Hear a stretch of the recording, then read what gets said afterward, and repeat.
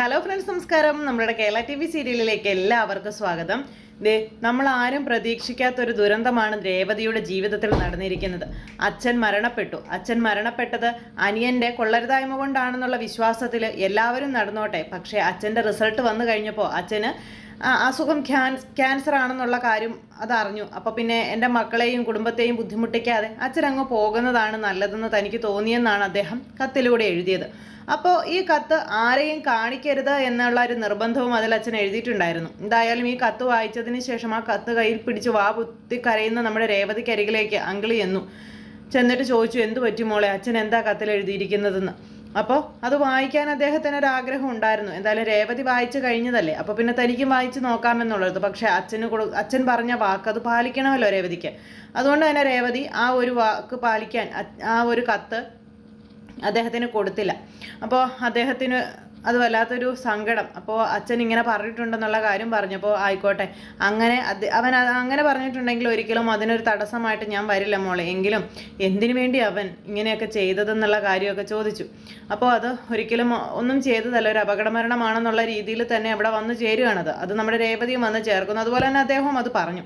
അപ്പോൾ ട്രാൻസ്പോർട്ട് ബസ്സാണ് ഇടിച്ചത്, ആ ഒരു ഇതൊക്കെ ഇങ്ങനെ പറയുന്നുണ്ട് കേട്ടോ. അപ്പോൾ ഇവർ തമ്മിൽ സംസാരിച്ച് ആ ഒരു സംഭവങ്ങൾ ഇങ്ങനെ നടക്കുന്നു. പിന്നെ ബാക്കി കാര്യങ്ങൾ, മോർച്ചറിയിൽ ഇരിക്കുന്ന ബോഡി എടുക്കുക, മറ്റു ചടങ്ങുകൾ കാര്യങ്ങൾ ഇതൊക്കെ ഉണ്ട്. പിന്നെ വീട്ടിൽ അവതരിപ്പിക്കുക, അതൊക്കെ ഒരു വലിയ ടാസ്ക് തന്നെയാണ് രേവതിയെ സംബന്ധിച്ചിടത്തോളം. രേവതി അതെങ്ങനെ വീട്ടിൽ അറിയിക്കും, വീട്ടിലെല്ലാവരോടും എങ്ങനെ പറയും, ഇതൊക്കെയുള്ള ആ ഒരു വെപ്രാളവും ടെൻഷനും സങ്കടവും ഒക്കെ കാരണം ഇങ്ങനെ നമ്മുടെ രേവതി ഇങ്ങനെ ആകെ സങ്കടപ്പെട്ട് നിൽക്കുക. ഈ സമയത്താണ് നമ്മുടെ ആശാനെ വീട്ടിലേക്ക് കൊണ്ടുവരുന്നത്. അപ്പോൾ വീട്ടിലേക്ക് കൊണ്ടുവരുന്ന സമയത്ത് അദ്ദേഹം ആണെങ്കിൽ ആകെ തകർന്ന് തരിപ്പണമായിട്ട് നിൽക്കുക. കാരണം തൻ്റെ കൈകൊണ്ട് ഒരു സാധുവായ മനുഷ്യൻ പെരുവഴിയിൽ മരിച്ചു വീഴുക, അപ്പോൾ അതിൻ്റെ കുറ്റബോധം അതൊക്കെ ഓർത്തിട്ട് അദ്ദേഹം ഇങ്ങനെ ആകെ തകർന്ന് നിൽക്കണം. കൂട്ടുകാരനാണെങ്കിൽ അദ്ദേഹത്തിനെ സമാധാനിപ്പിക്കുന്നുണ്ട്. പക്ഷേ ആ ഉള്ളിലെ കുറ്റബോധം കാരണം നീറി ആ മനുഷ്യൻ ഇങ്ങനെ വീട്ടിലേക്ക് വന്ന് കയറുമ്പോൾ എന്നത്തെ പോലെ തന്നെ ഭാര്യയെ കൊണ്ട് ഒരു സ്വൈര്യം ആ മനുഷ്യനില്ല. വന്ന് കയറി അദ്ദേഹത്തിനോട് വളരെ ദേഷ്യമായിട്ടാണ് ഭാര്യ ഇടപെടുന്നതും അതുപോലെ തന്നെ പെരുമാറുന്നതും ഒക്കെ. അപ്പോൾ ഇതൊക്കെ കണ്ടു കഴിഞ്ഞപ്പോഴേക്കും അദ്ദേഹത്തിന് കൂടുതൽ സങ്കടം കൂടി.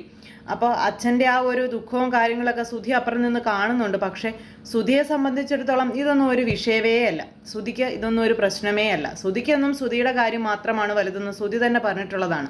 അതും പറഞ്ഞ് അച്ഛനും അമ്മയും വഴക്കുണ്ടാക്കുന്നതും കണ്ട് മകൻ അവിടെ നിൽക്കുന്നു. ഈ സമയത്ത് കൂട്ടുകാരൻ അദ്ദേഹത്തിനെ കുറിച്ചുള്ള കാര്യങ്ങൾ ഭാര്യയോട് പറഞ്ഞു. സാറ് ചേട്ടൻ ഭയങ്കര ഇതായിട്ടിരിക്കുന്ന ഒരു അവസ്ഥയാണെന്നും വളരെ സങ്കടകരമായ ഒരു അവസ്ഥയാണെന്നും അതൊക്കെ പറഞ്ഞ് അദ്ദേഹത്തിനകത്തേക്ക് കൊണ്ടുപോകുക. അതിനുശേഷം ഭാര്യയോട് കാര്യങ്ങളെല്ലാം കൂടെ വന്നയാൾ പറയുന്നു. അപ്പോൾ അദ്ദേഹം അതൊക്കെ പറയുന്നത് കേട്ട് കഴിഞ്ഞപ്പോഴേക്കും പുള്ളിക്കാരിക്ക് അതൊന്നും യാതൊരു രീതിയിലും ബാധിക്കുന്ന പ്രശ്നമേ അല്ല. ഏതോ ഒരുത്തൻ വഴിയരികിൽ കിടന്ന് വണ്ടി ഇടിച്ച് മരിച്ചു, അതൊക്കെ ഓർത്തിട്ട് എന്തിന് ടെൻഷൻ അടിക്കുന്നു, എന്തിന് വിഷമിക്കുന്നു എന്നുള്ളൊരിതാണ്. ആ സമയത്ത് ഇത് എങ്ങാനും നമ്മുടെ സച്ചിയാണ് അറിഞ്ഞതെങ്കിൽ തീർച്ചയായും സച്ചി മനസ്സുരുകി വേദനിച്ച് അച്ഛൻ്റെ കൂടെ തന്നെ നിൽക്കും. ന്യായമല്ലാത്ത ഒരു കാര്യത്തിനും സച്ചി മാത്രമാണ് നിൽക്കില്ലാത്തതെന്നുള്ള കാര്യം അദ്ദേഹത്തിന് അറിയാം. അങ്ങനെ അദ്ദേഹം ആകെ തകർന്നിരിക്കുന്ന സമയത്ത് വേണ്ടുന്ന ധൈര്യമൊക്കെ കൊടുത്തതിന് ശേഷം കൂട്ടുകാരൻ അങ്ങോട്ടേക്ക് പോയി. കൂട്ടുകാരൻ പോകുമ്പോഴും അദ്ദേഹത്തിന് കുറച്ചൊരു ധൈര്യം കൊടുക്കണം, അതിന് നിങ്ങൾ വീട്ടുകാരാണ് ഉണ്ടാവുക, ഇതൊക്കെ പറഞ്ഞിട്ടാണ് അദ്ദേഹം പോകുന്നത്. പക്ഷേ ആ മനുഷ്യൻ പടി ഇറങ്ങിയപ്പോഴേക്കും ഭാര്യയുടെ ഉഗ്ര രൂപം അങ്ങോട്ട് പുറത്തേക്ക് അങ്ങ് എടുത്തു. അദ്ദേഹത്തിനോട് വളരെ അപമര്യാദയായ രീതിയിൽ, വളരെ ക്രൂവലായിട്ടുള്ള രീതിയിലൊക്കെ പെരുമാറുകയാണ്. അദ്ദേഹം തകർന്നിരിക്കുക. ഇനിയിപ്പോൾ ഇതിൻ്റെ പിന്നാലെ എന്തൊക്കെ പ്രശ്നം വരുമെന്ന് ആർക്കറിയാം തുടങ്ങിയ കാര്യങ്ങളൊക്കെ ഇങ്ങനെ പറയണു കേട്ടോ. പിന്നെ ഈ വണ്ടി ഇടിച്ചത് മറ്റു കാര്യങ്ങൾ, അതിൻ്റെ പ്രൊസീജിയേഴ്സ് ഇതൊക്കെ ആയിട്ട് പോലീസുകാരും മറ്റു കാര്യങ്ങളൊക്കെ വന്നു കഴിഞ്ഞപ്പോഴേക്കും അവർക്ക് പരാതി ഇല്ലെന്നും അതുപോലെ തന്നെ അച്ഛൻ്റെ ഒരു അപകട മരണം അത് കുഴപ്പമില്ല, ഞങ്ങൾക്കാർക്കും പരാതി ഇല്ല എന്നുള്ള കാര്യമൊക്കെ രേവതി ഇങ്ങനെ എഴുതി കൊടുക്കും. അപ്പോൾ രേവതി അത് എഴുതി കൊടുത്തപ്പോഴേക്കും അമ്മയ്ക്കാണെങ്കിലും അനിയനാണെങ്കിലും അനുജതിക്കൊക്കെ ആണെങ്കിലും ചെറിയൊരു നീരസവും കാര്യങ്ങളൊക്കെ ഉണ്ട്. അതുപോലെ തന്നെ ആ ചേട്ടന് വലിയൊരു നീരസമൊക്കെ ഉണ്ട്. പക്ഷേ അച്ഛന് കൊടുത്ത വാക്ക് അതങ്ങനെ തന്നെ പാലിക്കാൻ വേണ്ടി എല്ലാവരുടെയും വെറുപ്പാണെങ്കിലും സമ്പാദിച്ചുകൊണ്ട് നമ്മുടെ രേവതി ആ ഒരു തീരുമാനം എടുക്കുന്നു.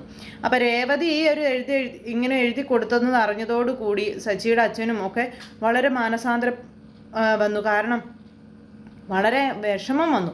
അങ്ങനെ വലിയൊരു ആപത്ത് സംഭവിച്ചിട്ട് അവർ തന്നെ ഒറ്റ കൊടുത്തില്ലല്ലോ എന്നുള്ള ആ ഒരു വല്ലാത്തൊരിത്. അപ്പോൾ അങ്ങനെ അദ്ദേഹത്തിന് കൂടുതൽ മനോവിഷമം കൂടി വരും, ഒരു പശ്ചാത്താപം.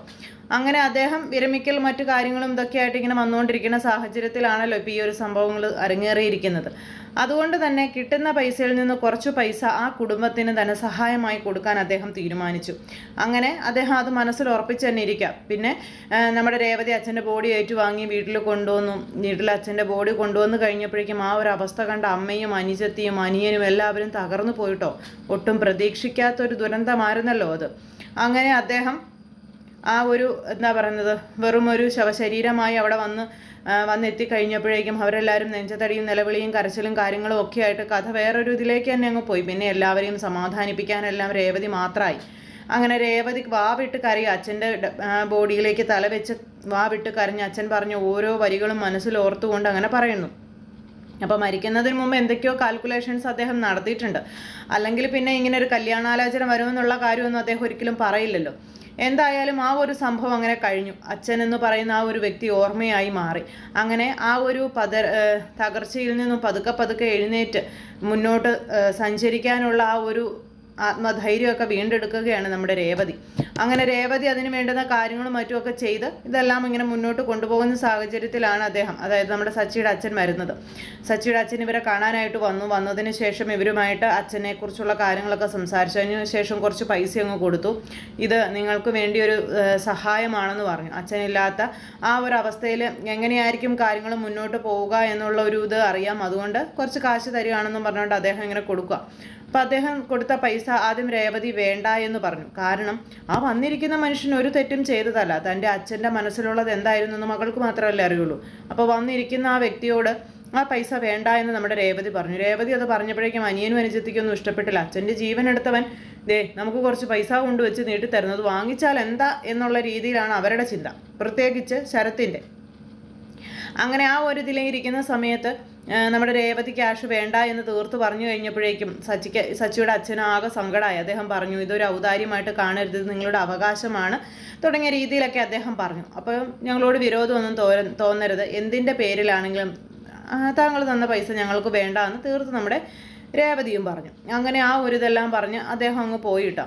അങ്ങനെ അദ്ദേഹം പോയി കഴിഞ്ഞപ്പോഴേക്കും ഇവരെല്ലാവരും കൂടെ ചേർന്ന് നമ്മുടെ രേവതിയെ കടിച്ചു കീറാൻ പാകത്തിന് നിൽക്കുമ്പോഴേക്കും അച്ഛൻ മരണപ്പെട്ടതിൻ്റെ പേരിൽ കിട്ടുന്ന ഒരു ഔദാര്യവും കൈപ്പറ്റേണ്ട ആവശ്യമില്ലെന്നും പറഞ്ഞുകൊണ്ട് രേവതി കാര്യങ്ങളെല്ലാം പറഞ്ഞു.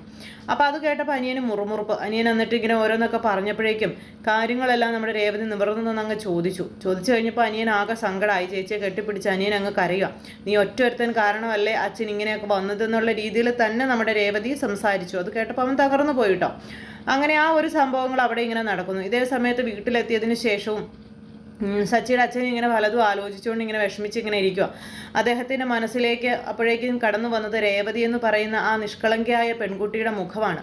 ആ പെൺകുട്ടിക്കൊരു ജീവിതം കൊടുക്കാൻ അല്ലെങ്കിൽ ആ കുടുംബത്തെ രക്ഷിക്കാൻ താൻ കടപ്പെട്ടവനാണ് എന്ന് തന്നെ അദ്ദേഹത്തിന് മനസ്സിലായി. അദ്ദേഹം അങ്ങനെ തന്നെ ചിന്തിക്കുന്നു. എന്നിട്ട് അദ്ദേഹം മനസ്സുകൊണ്ട് ഉറപ്പിക്കുകയാണ് സുധിയെ കൊണ്ട് ഈ പറയുന്ന രേവതിയെ വിവാഹം കഴിപ്പിക്കണം എന്നുള്ളത്. അങ്ങനെ അദ്ദേഹം മനസ്സുകൊണ്ട് തീരുമാനിച്ചുറപ്പിച്ച് അത് ഈ പറയുന്ന നമ്മുടെ സുധിയോട് പറഞ്ഞു. സുധിയോട് അത് പറഞ്ഞു കഴിഞ്ഞപ്പോഴേക്കും സുധി അമ്പിനും ബില്ലിനും എടുക്കില്ല. അപ്പോൾ അയാളത് എടുക്കാതെ വന്നു കഴിഞ്ഞപ്പോൾ നിനക്ക് ഞാൻ 50 ലക്ഷം രൂപ തരാം, നീ ആ പെൺകുട്ടിയെ വിവാഹം കഴിക്കണം എന്നൊക്കെ പറഞ്ഞുകൊണ്ട് അച്ഛനിങ്ങനെ മകൻ്റെ കാല് പിടിക്കുന്നു. എന്തൊരവസ്ഥയാണെന്ന് നോക്കണേ. അതിനുശേഷം അങ്ങനെ ആ ഒരു സംഭവങ്ങളും വീട്ടിൽ കാര്യങ്ങളൊക്കെ നടക്കുന്ന സമയത്ത് ഈശ്വരന്മാരെ വെറുപ്പാണെന്നും അല്ലെങ്കിൽ ഈശ്വര വിദ്വേഷിയായി നടന്നിരുന്ന നമ്മുടെ സച്ചി അമ്പലനടയിൽ തലയിൽ തേങ്ങ ഉടച്ച് തേങ്ങ പൊട്ടിക്കാനൊക്കെ എത്തുന്നു. അത് കണ്ടുകൊണ്ട് നമ്മുടെ രേവതി വരുന്നു. അപ്പോൾ അങ്ങനെയൊക്കെയുള്ള ഒരു സിറ്റുവേഷനും കാര്യങ്ങളും ഒക്കെ കൂട്ടി ഇണക്കിക്കൊണ്ടാണ് നമ്മുടെ നാളത്തെ കഥ വരുന്നത്. അപ്പോൾ എല്ലാവരും കാണണം, ആരും തന്നെ മിസ് ചെയ്ത് കളയരുത്. എല്ലാവർക്കും നല്ലൊരു ദിവസം ആശംസിക്കുകയാണ്. എല്ലാവരുടെയും സപ്പോർട്ടിനും സ്നേഹത്തിനും ഒത്തിരി നന്ദി അറിയിക്കുന്നു. സൂപ്പർ ഹിറ്റ് കഥയുമായി കാണുന്നത് വരെ എല്ലാവർക്കും നന്ദി. See again, take care, bye bye, good night.